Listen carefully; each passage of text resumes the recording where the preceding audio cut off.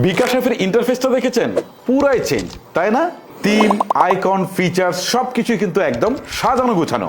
অ্যাপটা আগের চেয়ে অনেক বেশি ডাইনামিক এবং ইউজার ফ্রেন্ডলি। তো আজকের এই ভিডিওতে বিকাশের এই নতুন আপডেটে কি কি থাকছে সেটা নিয়ে আলোচনা করব। চলুন তাহলে শুরু করি।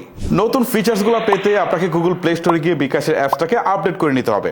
আপডেট করে যখন আপনারা লগ ইন করবেন তখন দেখবেন যে ইন্টারফেসটা পুরাই চেঞ্জ। যেটা বলছিলাম, জাস্ট লুকটা দেখে এক কথায় আপনি মনে মনে বলবেন ও জাস্ট ওয়াও।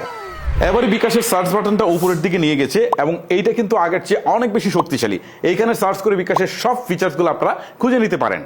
বিকাশ অ্যাপের নিচের দিকে আপনারা দেখতে পারবেন আমার বিকাশ নামে নতুন একটা মেনু বার যুক্ত হয়েছে। এইখানে গেলে আপনারা দেখতে পারবেন যে আপনার প্রিয় এজেন্ট নাম্বার, আপনি যে বিল প্রদান করেন সেইগুলো দেখাচ্ছে, আপনার ব্যাংকের কার্ড সমূহ, আপনার সেভিংস লেনদেনের ইনফোগুলো এখানে দেখাচ্ছে, সাবস্ক্রিপশন সহ অটোপে আরো অনেক কিছুই কিন্তু আপনারা এখানে পেয়ে যাবেন। অর্থাৎ আগে এই অপশনগুলোর জন্য এক একটা জায়গায় গিয়ে আপনাকে ঘুরতে হতো, জাস্ট এখন যে কাজগুলো আপনি ফ্রিকোয়েন্টলি করেন সবগুলাই কিন্তু আমার বিকাশে আপনি পেয়ে যাচ্ছেন, আর এইখান থেকে কাজগুলো কিন্তু সেরে নিতে পারছেন। ইন্টারেস্টিং না? তারপরে যে জিনিসটা আমার কাছে ভালো লেগেছে সেটা হচ্ছে থিম। আপনারা যদি বিকাশ অ্যাপের প্রোফাইল আইকনে ক্লিক করেন তাহলে নিচের দিকে পছন্দ থিম নামে একটা অপশন দেখতে পারবেন। এখানে ক্লিক করার পর 3টা থিম দেখতে পারবেন। জাস্ট আপনি আপনার পছন্দ মতো একটা থিম সেট করতে পারবেন।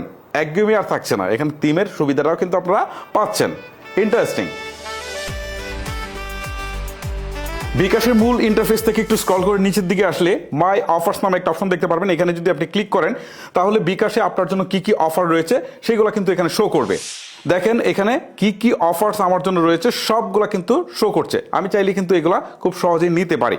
এই অফারগুলো কিন্তু স্ট্যাটিক না, প্রতিদিনই নতুন কিছু থাকবে।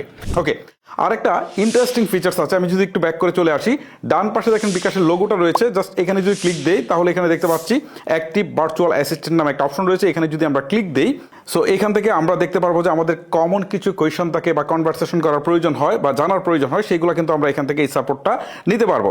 আমি ধরেন এই সাপোর্ট অপশনে যদি ক্লিক দেই তাহলে দেখেন এখান থেকে কিন্তু একটা ভার্চুয়াল অ্যাসিস্ট্যান্ট আমার হেল্প করার জন্য সে প্রস্তুত। ঠিক আছে, সো এখন আমার যদি কোনো প্রশ্ন থাকে আমি কিন্তু তাকে করতে পারি, সেই অনুপাতে সে কিন্তু উত্তর দিবে। ওকে, আমি যদি একটু ব্যাক করে চলে আসি, আসার পর আমি আপনাদেরকে আরও একবার দেখাই।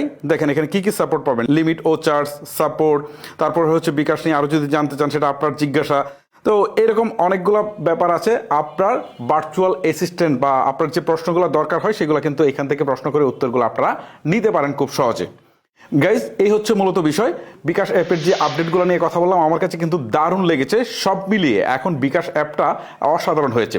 সো বিকাশ অ্যাপ সম্পর্কে আপনার কি অভিমত সেটা আপনি চাইলে কমেন্ট করে জানাতে পারেন। আজকের মতো আমি হিমেল বিদায় নিচ্ছি। আল্লাহ হাফেজ।